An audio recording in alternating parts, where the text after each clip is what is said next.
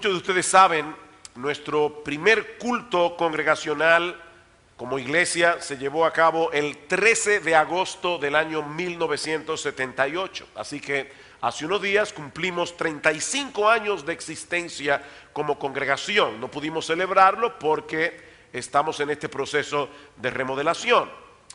Y en todo ese tiempo que Dios ha querido preservar y usar nuestra iglesia, muchas personas han escuchado el evangelio, un gran número de ellas ha hecho profesión de fe y nosotros damos muchas gracias al Señor por la gran cantidad de hermanos y hermanas que todavía siguen corriendo con paciencia la carrera de la fe, ya sea en esta iglesia o en alguna otra iglesia en el país o en el extranjero.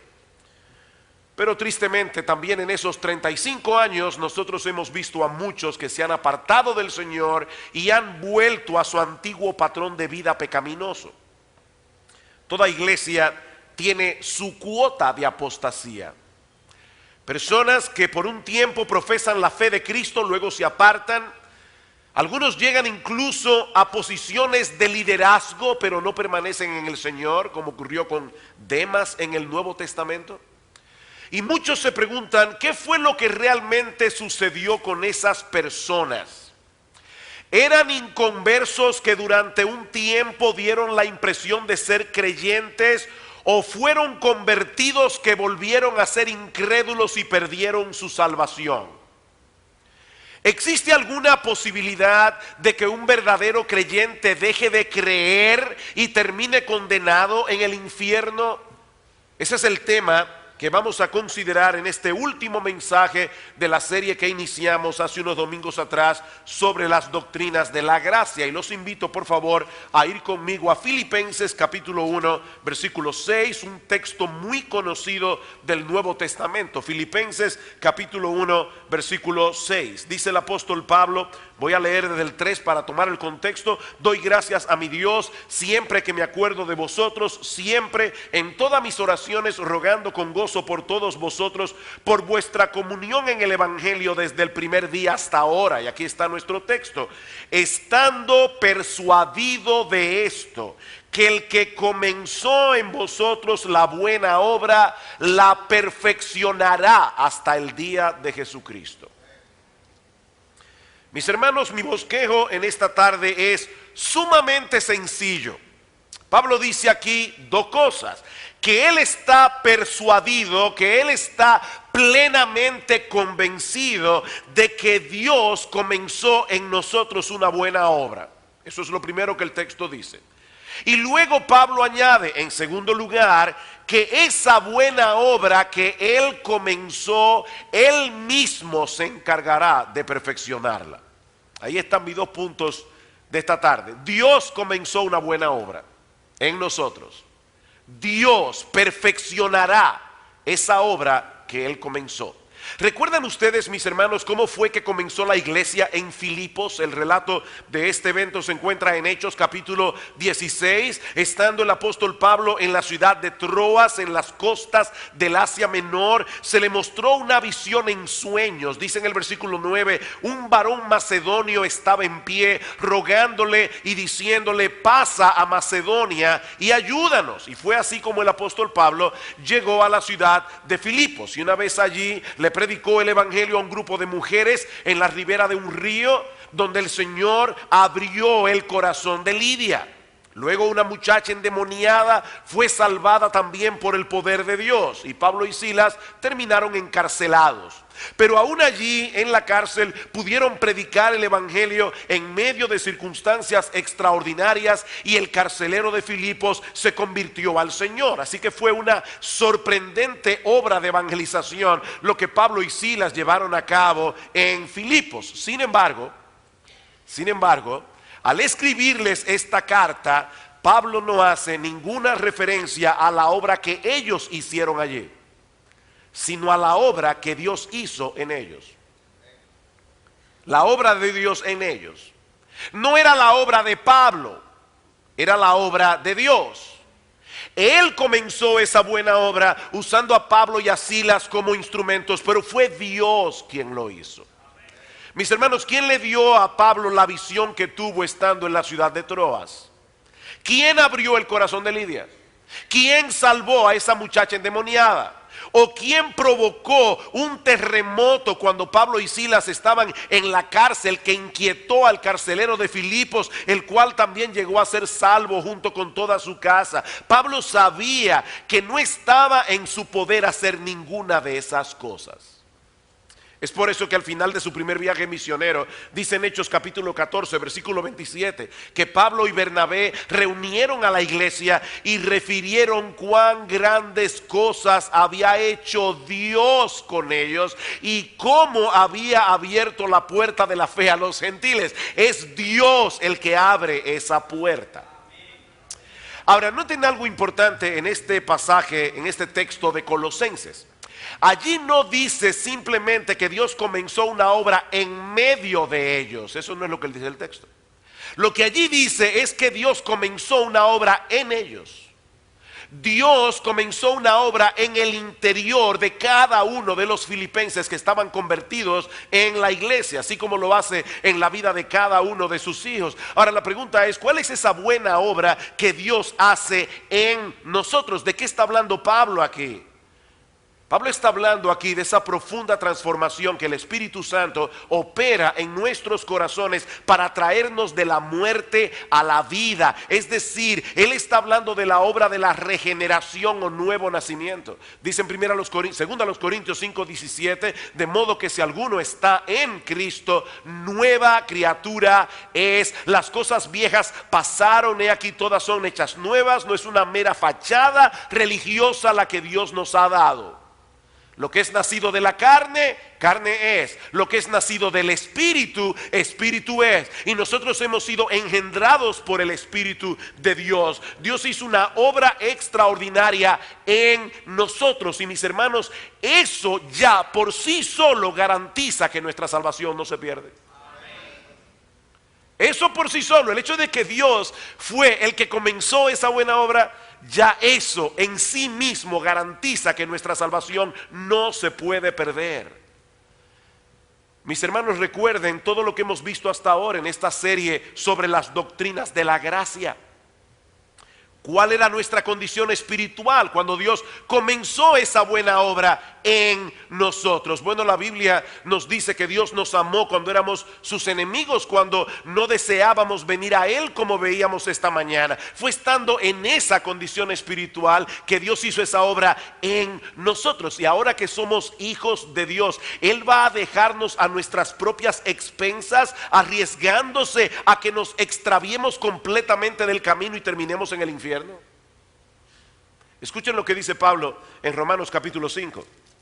Romanos capítulo 5 versículo 6. Porque Cristo, cuando aún éramos débiles, a su tiempo murió por los impíos. Ciertamente apenas morirá alguno por un justo, con todo pudiera ser que alguno osara morir por el bueno. Mas Dios muestra su amor para con nosotros en que siendo aún pecadores, Cristo murió por nosotros. Y ahora escuchen, pues mucho más estando ya justificados en su sangre, por él seremos salvos de la ira. Porque si siendo enemigos fuimos reconciliados con Dios por la muerte de su Hijo, mucho más estando ya reconciliados seremos salvos por su vida. El argumento es sumamente poderoso, contundente. Pablo dice, si siendo enemigos, pecadores, impíos, Dios envió a su Hijo a pagar nuestra deuda y a reconciliarnos con Él, ¿cómo es posible que siendo ahora sus hijos, Él deje que uno de nosotros se pierda? O pensemos en la doctrina de la elección incondicional. Pablo dice en Romanos 8:30, el texto que leyó Marcos, le iba a decir Pablo ya a Marcos, lo iba a subir de apóstol, y como ya hay tantos apóstoles, ya dentro de poco me imagino que el término de apóstoles ya no les será suficiente y serán arcángeles. No, pero es pastor Marcos, no apóstol Marcos. Marcos leyó este texto de Romanos 8:30. A los que Dios predestinó, a esos y no a otros también llamó. Y a los que llamó, a esos y no a otros, también los justificó. Y a los que justificó, a esos y no a otros, también los glorificó. Y como Marcos decía, eso es tan cierto que Pablo lo dice en tiempo pasado. En la mente de Dios, eso es una seguridad total. El mismo número de personas predestinadas es el mismo número de personas llamadas, es el mismo número de personas justificadas, y con toda seguridad ese será el mismo número de personas glorificadas. Es por eso que Pablo concluye este texto preguntándonos: ¿quién nos separará del amor de Cristo? ¿Tribulación o angustia o persecución o hambre o desnudez o peligro o espada? ¿Se dieron cuenta, hermanos, cómo Pablo plantea este interrogante? Algunos creyentes se preguntan: ¿y qué sucede si yo dejo de amar al Señor y dejo de creer en Él? Pero es que eso es precisamente lo que Pablo dice aquí que no puede suceder. Nada puede separar a un verdadero creyente del amor que Cristo le tiene. Es su amor, mis hermanos, por nosotros lo que sostiene nuestro amor por Él. Nosotros no podemos dejar de amar a Cristo porque Cristo nos ama demasiado.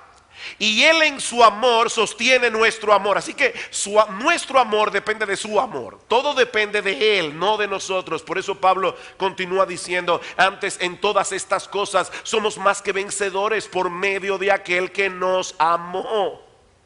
Él nos amó, por lo cual estoy seguro de que ni la muerte, ni la vida, ni ángeles, ni principados, ni potestades, ni lo presente, ni lo porvenir, ni lo alto, ni lo profundo, ni ninguna otra cosa creada nos podrá separar del amor de Dios, que es en Cristo Jesús, Señor nuestro. Así que ningún creyente puede dejar de creer, porque la fe es un don de Dios, y esa fe que Dios da es una fe perseverante.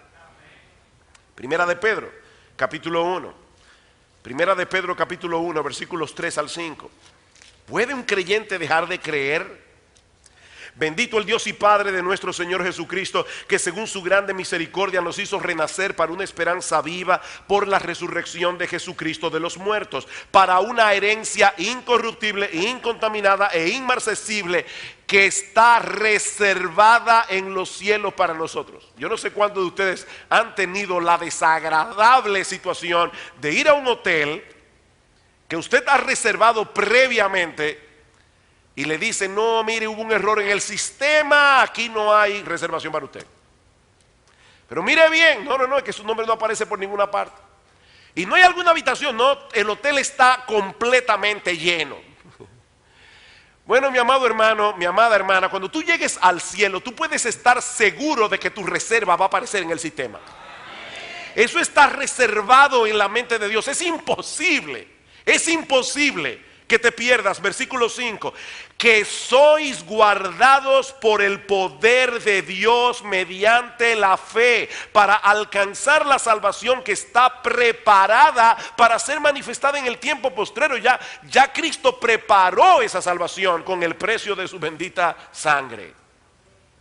Y eso nos lleva a al tercer mensaje que nosotros predicamos en esta serie. Nosotros vimos hace unos domingos atrás que Cristo no murió en la cruz del Calvario para colocarnos en la categoría de perdonables, sino para salvarnos real y permanentemente. El buen pastor dio su vida por las ovejas. Él no es como esos pastores asalariados que cuando ven venir al lobo salen huyendo. Él guarda y protege a cada una de sus ovejas. Él conoce a cada una de sus ovejas por nombre, dice en Juan capítulo 10 versículo 14, y ninguna de esas ovejas perecerán jamás, dice en el versículo 27.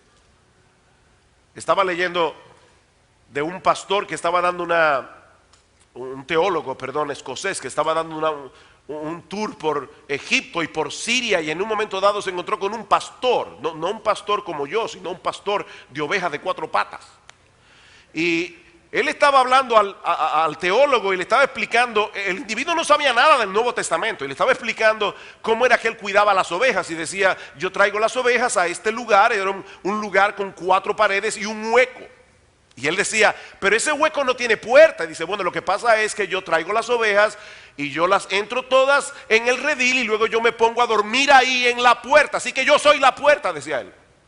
Increíble, la misma ilustración que usó Cristo en Juan capítulo 10. Yo soy la puerta. Nadie puede entrar al redil a menos que no sea por mí, y nadie puede salir del redil a menos que yo no lo deje salir.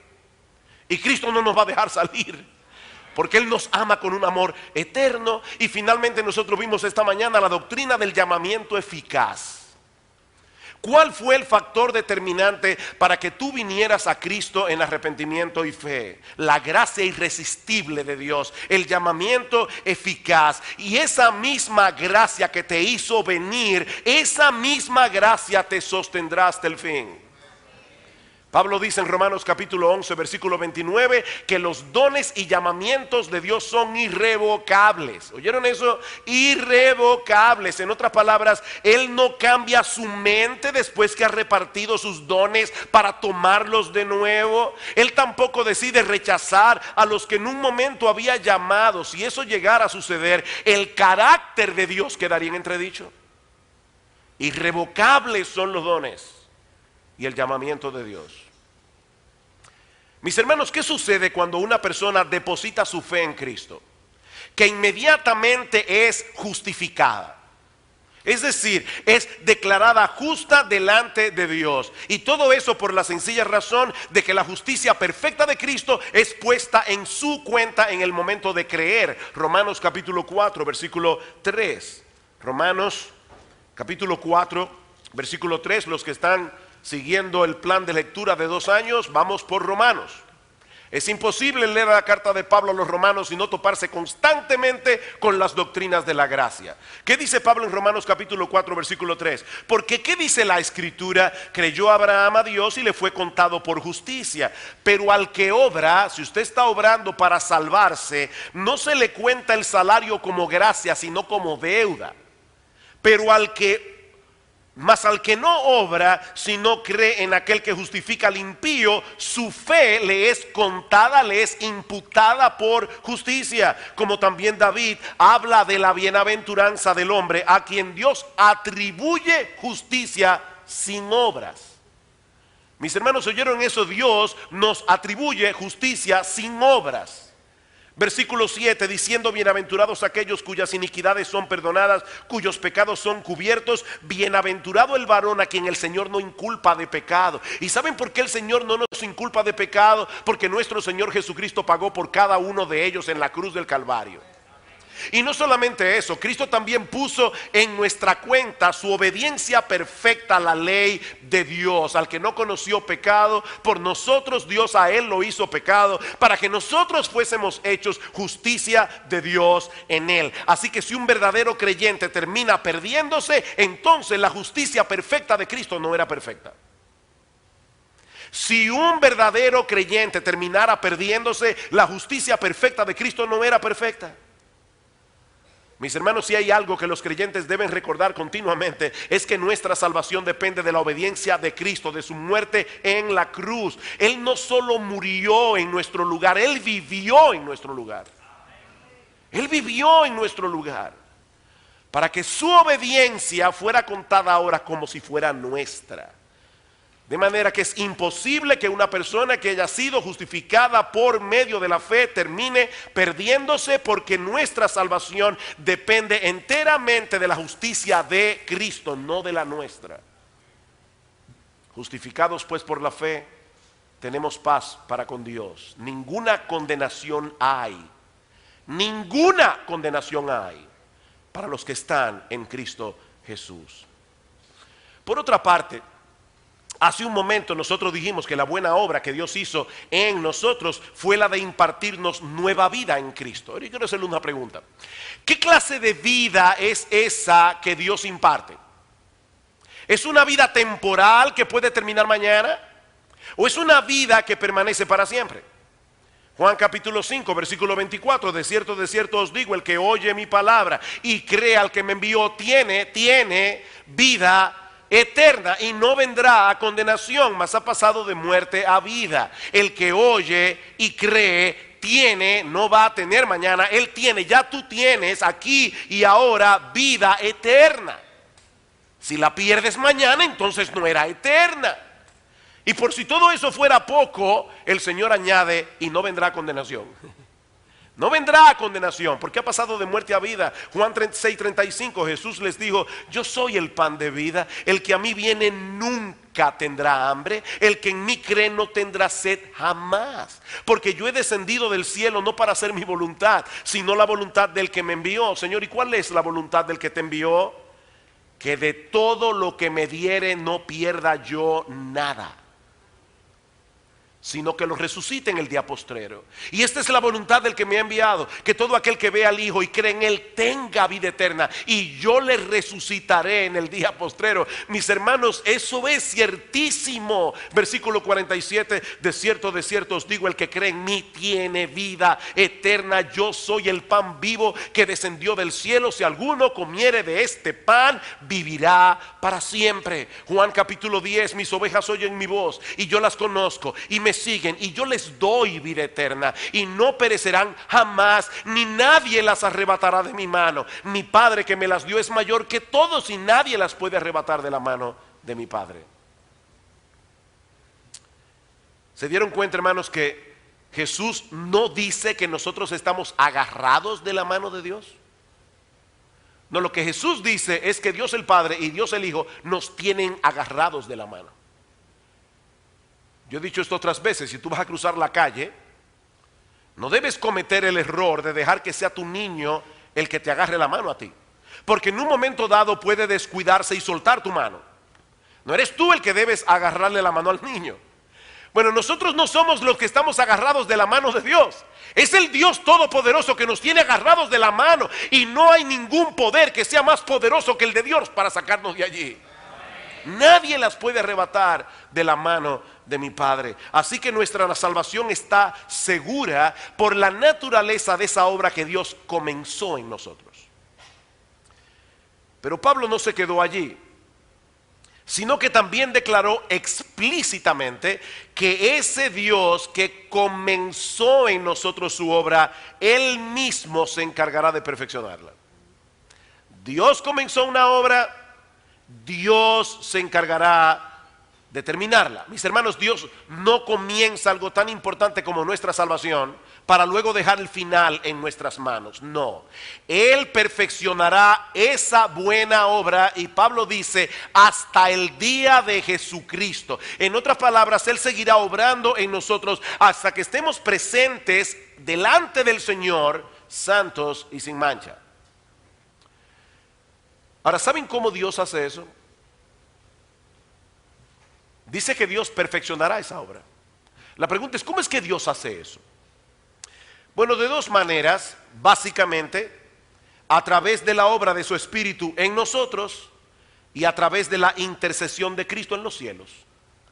A través de la obra del Espíritu en nosotros, y a través de la intercesión de Cristo en los cielos. Y yo sé que yo voy a hablar aquí de cosas que son misteriosas. Yo puedo decir lo que la Biblia enseña, yo no lo entiendo.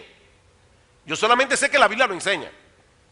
Pablo dice en Efesios 1:13 que los creyentes fuimos sellados con el Espíritu Santo en el momento de creer en Cristo, y que ese sello es la garantía de que recibiremos nuestra herencia completa cuando el Señor Jesucristo regrese en gloria. Ahora bien, ese Espíritu que es el sello, la garantía, mora en nosotros. Esa es la parte que yo no entiendo. ¿Cómo es que el Espíritu mora en nosotros? Pero eso es una realidad. El Espíritu mora en nosotros y está haciendo una obra imperceptible muchas veces en nuestras vidas, preservándonos y perfeccionándonos hasta el día de Jesucristo. Nosotros tenemos luchas, tenemos tentaciones, tenemos caídas, lamentablemente, pero el Espíritu Santo está ahí, en el corazón del verdadero creyente, para sostenernos en medio de todas las dificultades que tengamos que enfrentar en nuestras vidas cristianas. Repito, hermanos, nosotros no entendemos del todo cómo es que el Espíritu obra en nosotros para librarnos de tentaciones, por ejemplo, o para promover en nuestras vidas hábitos de santidad, o para llevarnos al arrepentimiento cuando somos vencidos por el pecado. Pero es por causa de esa obra sobrenatural que seremos preservados hasta el fin. Dice Pablo en Gálatas capítulo 5 versículo 17, el deseo de la carne es contra el espíritu y el del espíritu es contra la carne. Y estos dos se oponen entre sí para que no hagas lo que tú quieres. Tú quieres pecar, el Espíritu Santo que está dentro de ti se opone a ese deseo pecaminoso. Tú quieres hacer la voluntad de Dios, el pecado que mora en ti se opone a que tú quieras hacer la voluntad de Dios. Es una guerra. Pero ¿sabe quién gana al final? Nuestro bendito Señor y Salvador. Él es el que gana. Pero no solo eso. La Biblia no solamente enseña que el Espíritu Santo mora en nosotros, sino también que el Señor Jesucristo, y esto sí que es para mí fuera de todo parámetro terrenal, el Señor Jesucristo está en este momento a la diestra de Dios orando constantemente por cada uno de nosotros. ¿Quién entiende eso? Yo no lo entiendo. Pero esa es la enseñanza de la Biblia. Tú vas a perseverar hasta el fin porque Cristo está orando por ti. Y es extraño, hermano, porque esto es algo muy glorioso, pero de lo cual nosotros no estamos conscientes casi nunca, o prácticamente nunca. Escuchen lo que dice Hebreos 7:23. Y los otros sacerdotes llegaron a ser muchos debido a que por la muerte no podían continuar. Mas este, por cuanto permanece para siempre, tiene un sacerdocio inmutable o intransferible. Por lo cual, escuchen esta parte, como Cristo tiene un sacerdocio intransferible, inmutable, Él puede también salvar perpetuamente a los que por Él se acercan a Dios, viviendo siempre para interceder por ellos. Cristo no tiene que ser sustituido porque Él vive para siempre. Por lo tanto, Él está siempre en la presencia de Dios como nuestro sumo sacerdote intercediendo por nosotros. Y el autor de Hebreos dice, precisamente por eso Él puede salvarnos perpetuamente. Pastor, ¿y qué pide Cristo por nosotros? A mí me encantaría saber eso. Bueno, yo te puedo dar una clave. Lo más seguro, la oración del Cristo inmutable que no cambia es igual a la que Él hizo por los discípulos en Juan 17.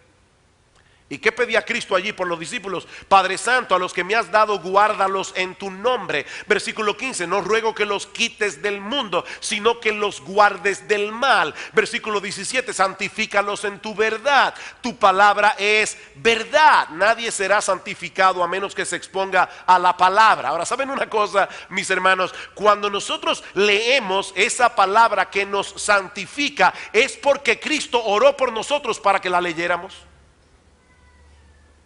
¿Tú oíste eso? Yo pudiera pedirles, no lo voy a hacer para no poner a nadie en compromiso, ¿cuántos leyeron la Biblia esta semana? ¿O cuántos están al día en su plan de lectura de 2 años? ¿O cuántos leyeron la Biblia hoy? Tú sabes, mi amado hermano, mi amada hermana, ¿por qué tú leíste la Biblia esta semana? ¿Tú sabes por qué tú leíste la Biblia hoy? Porque Cristo oró para que tú lo hicieras. Él está intercediendo para que tú no te alejes demasiado de la Biblia si tú eres un verdadero creyente. Él está orando por ti. Cristo ora por sus ovejas para que no dejen de leer su Biblia. Oigan eso, para que no dejen de leer su Biblia y sean santificados por medio de su Biblia. Y el texto dice claramente, por eso es que yo conecto Juan 17 con Hebreos 7, porque dice en el versículo 20, mas no ruego solamente por estos, sino también por los que han de creer en mí por la palabra de ellos. O sea que él estaba aún en Juan 17 orando por ti y por mí. Y hay una parte de esta oración donde él le dice, Padre, aquellos que me has dado, quiero que donde yo estoy también ellos estén conmigo, para que vean mi gloria que me has dado, porque me has amado desde antes de la fundación del mundo. Jesucristo está orando por ti, mi hermano, por nombre. Padre, yo quiero que ese, por quien yo morí en la cruz del Calvario, por quien yo derramé su sangre, yo quiero que él vea mi gloria. Y tú puedes estar seguro de que tú verás esa gloria. Pastor, entonces, ¿qué es lo que sucede con esas personas que por un tiempo profesan la fe de Cristo y finalmente se apartan? Algunos parecían tan buenos cristianos. Bueno, si nunca retornan al camino es porque en realidad nunca estuvieron en él. Si nunca retornan al camino es porque nunca estuvieron en él. No hay cristianos descarriados. Esos que están descarriados probablemente nunca estuvieron en el carril. Mateo capítulo 7. Mateo capítulo 7. Y noten en este texto que muy probablemente hay pastores incluidos aquí. Mateo 7:21, no todo el que me dice Señor, Señor entrará en el reino de los cielos, sino el que hace la voluntad de mi Padre que está en los cielos. Muchos me dirán en aquel día, Señor, Señor, no profetizamos en tu nombre, y en tu nombre echamos fuera demonios, y en tu nombre hicimos muchos milagros. Y entonces les declararé, nunca, nunca, nunca os conocí, apartaos de mí, hacedores de maldad. Ni siquiera cuando estaban profetizando, ni estaban haciendo milagros, ni estaban echando fuera demonios, ni siquiera ahí Cristo los conocía como suyos. Yo nunca los conocí. O sea, Cristo no dice, bueno, en un momento dado ustedes dejaron de creer y dejaron de ser míos. No, nunca fueron míos. Nunca fueron míos. Primera de Juan, capítulo 2, versículo 19. Primera de Juan, capítulo 2, versículo 19. Salieron de nosotros, pero no eran de nosotros. Porque si hubieran sido de nosotros, habrían permanecido con nosotros, pero salieron para que se manifestase que no todos son de nosotros. No todos son de nosotros. Segunda de Juan, versículo 9. Cualquiera que se extravía y no persevera en la doctrina de Cristo no tiene a Dios. No tiene a Dios. El que persevera en la doctrina de Cristo, este sí tiene al Padre y al Hijo. Sí, pastor, lo que pasa es que yo veo en el Nuevo Testamento varios textos que parecen condicionar la salvación de los creyentes a su perseverancia.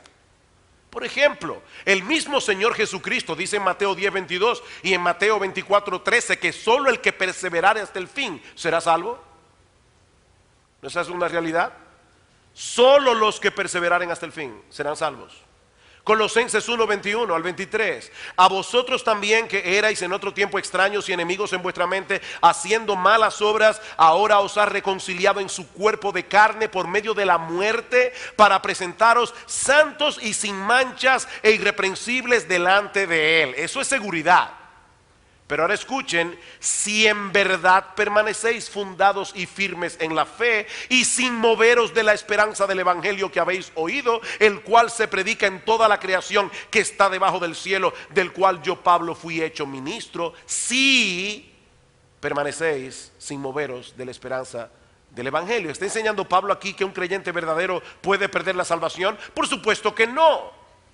Eso sería contradecir todo lo que enseña el Nuevo Testamento. Lo que Pablo está señalando aquí es que la perseverancia en el evangelio es la marca distintiva de aquellos que han abrazado el evangelio. La perseverancia en el evangelio es la marca distintiva de aquellos que han abrazado el evangelio. En palabras más sencillas, mis hermanos, así como Dios es el que da la fe, pero es el hombre el que cree, es Dios el que preserva, pero es el hombre el que persevera.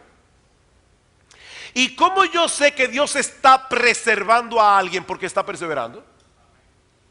Deben ponerlo más sencillo. Es Dios que da la fe, ¿verdad?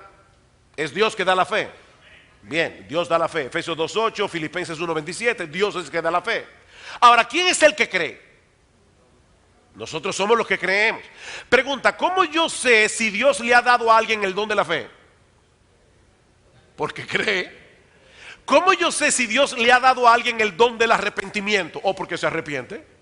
¿Cómo yo sé que Dios le ha dado a alguien el don de la preservación? Porque la persona está perseverando. La fe que salva persevera. Y no importa cuánto tiempo puede estar una persona en la iglesia y cuántos frutos pueda haber manifestado en el pasado, si se aparta del evangelio para no regresar jamás, esa persona nunca fue salva. Me encanta cómo lo presenta el progreso del peregrino. Cuando Juan Bunyan llega a la cruz del Calvario, le quitan su peso, el pecado que llevaba, y le dan tres cosas. Le dan un rollo de un libro, le dan la llave de la promesa y le dan una hoja que él debe presentar en la puerta del cielo cuando llegue. Y ustedes conocen el libro, si no lo conocen, léanlo, Progreso del Peregrino, Juan Bunyan. Todas las peripecias, todas las luchas, todas las tentaciones que Bunyan tuvo que enfrentar. Pero ese papel que le dieron en la cruz del Calvario, él no podía enviarlo por fax. No lo podía enviar por correo electrónico. Esa garantía que a cada uno de nosotros se nos dio en el momento de la conversión, hay que llevarla a mano. Y hay que llegar al cielo para entregarla allá. A pesar de todas las luchas, de todas las tentaciones, de todas las caídas, estamos peleando con la espada en la mano. Así que la doctrina bíblica de la seguridad de salvación no fue revelada para que los creyentes vivan despreocupados. No. Esa doctrina fue revelada para que nosotros pongamos más empeño en continuar edificando ese fundamento que nos ha sido dado. Sobre ese fundamento. Tú quieres mantenerte corriendo bien tu carrera hasta el fin. Mantén tu vida cimentada en la doctrina apostólica del Nuevo Testamento. No te apartes ni una pulgada de la esperanza del Evangelio. Vive tu vida aquí y ahora con los ojos puestos en la gloria que nos espera cuando estemos finalmente en la presencia de Dios. Solo a través de esa esperanza podremos mantenernos en la carrera independientemente de las circunstancias que tengamos que atravesar de este lado de la eternidad. En esta serie yo he rehuido usar los términos calvinistas, arminianos. De hecho, no he usado el término calvinista ni una sola vez. Y lo he hecho a propósito. No porque le tenga temor a las etiquetas, sino porque quiero enfatizar que esa es la enseñanza del Nuevo Testamento. He preferido usar la fe reformada o la doctrina reformada de la salvación. Pero permítame ahora hablar un poco de los arminianos. Los reformados, es decir, nosotros, y los arminianos estamos de acuerdo en una cosa. Estamos de acuerdo en varias cosas. En varias cosas. Los arminianos no son herejes. No son falsos maestros. Son hermanos nuestros en Cristo, que no ven las cosas exactamente como nosotros las vemos. Pero hay un punto en esto que estamos hablando aquí en el que estamos de acuerdo. Y es que para llegar al cielo tenemos que perseverar creyendo en Cristo. En eso estamos de acuerdo. Para llegar al cielo hay que perseverar creyendo en Cristo. La diferencia es que el arminiano enseña que aunque tal perseverancia en la fe es posible para algunos cristianos, no es absolutamente segura. Según el arminianismo, un verdadero cristiano puede dejar de creer y perderse. Nosotros decimos no, eso es completamente imposible, porque el Dios que comenzó en nosotros la buena obra, Él mismo la perfeccionará, manteniendo viva la fe en nuestros corazones. A veces parecerá una llamita pequeñita, pero ese pábilo que humea nunca se apagará. Eso es imposible. Filipenses capítulo 2, versículos 12 al 13. Aquí vemos claramente esa conjunción entre la soberanía de Dios y la responsabilidad humana. Por tanto, amados míos, como siempre habéis obedecido, no como en mi presencia solamente, sino mucho más ahora en mi ausencia, ocupaos en vuestra salvación con temor y temblor. ¿Por qué? Porque Dios es el que en vosotros produce así el querer como el hacer por su buena voluntad. Es Dios el que produce eso. Y el Espíritu Santo es como un aceite que está fluyendo todo el tiempo para que esa llama de la fe nunca se apague. Mis hermanos, nadie puede arrebatarnos de la mano de Cristo y de la mano del Padre. Eso es sencillamente imposible. Imposible. Para concluir, y muy brevemente, permítame responder una última pregunta. ¿Por qué es importante esta doctrina? ¿Por qué es importante esta doctrina? Porque esto se debe predicar en las iglesias, no solamente en los seminarios. Bueno, en primer lugar, porque nos libra del orgullo y nos mueve más bien a darle a Dios toda la gloria por cada paso de progreso en nuestras vidas cristianas. Esto nos libra del orgullo. Esta doctrina bendita nos recuerda que toda buena dádiva desciende de lo alto. Esta bendita doctrina nos recuerda que si todavía estamos en Cristo, corriendo la carrera de la fe, con los ojos puestos en Él, luchando con nuestros pecados, esforzándonos para cultivar hábitos piadosos, para desarrollar aquellos rasgos de carácter que nos hacen cada vez más semejantes a Cristo, si todavía, mis hermanos, nos da vergüenza pecar, si todavía en nuestra vergüenza venimos a Cristo en arrepentimiento pidiendo perdón por nuestros pecados, si todavía eso está pasando, es únicamente por su bendita gracia. Porque de Él, por Él y para Él son todas las cosas, a Él y solamente a Él debe darse toda la gloria. En segundo lugar, esta doctrina es importante. ¿Saben por qué? Porque nos anima a trabajar activamente en la expansión del reino. Esta doctrina nos anima. Un creyente inseguro es un creyente sin energía. De paso, déjenme decirles algo, muchos creyentes van a llegar al cielo inseguros. La seguridad de salvación no es necesaria para la salvación. Hay muchos cristianos que no tienen seguridad de salvación y van a llegar al cielo. Una vez le preguntaron a alguien, ¿es usted creyente? Dijo, no, dudante. Todos nosotros vivimos luchando con la duda.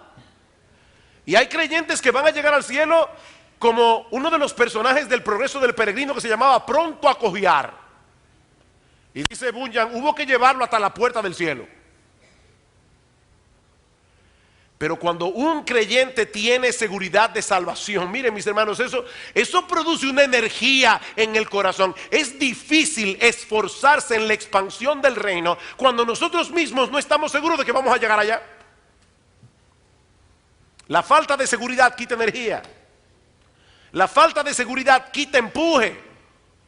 Por eso Pablo le dice a Timoteo, Timoteo, no te avergüences de dar testimonio de nuestro Señor ni de mí preso suyo. Participe en las aflicciones del Evangelio según el poder de Dios, quien nos salvó y llamó con llamamiento santo, no conforme a nuestras obras, sino según el propósito suyo y la gracia que nos fue dada en Cristo Jesús antes de los tiempos de los siglos, pero que ahora ha sido manifestada por la aparición de nuestro Salvador Jesucristo, el cual quitó la muerte, sacó a luz la vida y la inmortalidad por el Evangelio, del cual yo fui constituido predicador, apóstol y maestro de los gentiles. Pablo estaba seguro. Y ahora escucha lo que sigue diciendo. Y por eso mismo es que yo padezco esto. Yo padezco esto y no me avergüenzo. ¿Saben por qué? Porque yo sé en quién he creído. Y yo estoy seguro de que Él es poderoso para guardar mi depósito hasta aquel día. Hermanos, esta doctrina es gasolina para el creyente. Y finalmente, esta doctrina será una fuente inagotable de gozo para el creyente. En medio de las dificultades, en medio de las circunstancias más severas, mis hermanos, independientemente de las dificultades y aflicciones que tengamos que enfrentar en este mundo caído, nuestro Dios es fiel. Él comenzó una buena obra, Él la perfeccionará. Ay, mis hermanos, hay momentos en que Dios nos da el permiso, por decirlo así, de descorrer un poco la cortina y ver lo que hay dentro de nuestro corazón. Y yo no sé a ustedes, pero cuando yo veo dentro del mío, a mí me asusta. Cuando uno se ve a sí mismo, uno dice, yo no llego. Ustedes saben todas las tentaciones que todavía nos queda por enfrentar. Todas las luchas con el pecado. Todos los ardides de Satanás que todavía tenemos que enfrentar antes de llegar a esa puerta de perla. Pero no nos miremos a nosotros mismos, porque solo veremos razones para desalentarnos y razones para dudar. Pero cuando corremos la carrera con los ojos puestos en Jesús, mis hermanos, nos damos cuenta de que no hay ninguna razón para sentirnos inseguros. Nosotros tenemos un gran Salvador que compró para nosotros una gran salvación que nada ni nadie nos puede arrebatar. Quisiera concluir citando estas preciosas palabras que se encuentran en la carta de Judas, con la que él concluye su carta. En los versículos 24 al 25, y aquel que es poderoso para guardaros sin caída y presentaros sin mancha delante de su gloria con gran alegría, al único y sabio Dios, nuestro Salvador, sea gloria y majestad, imperio y potencia, ahora y por todos los siglos. Amén y amén y amén y amén y amén y amén.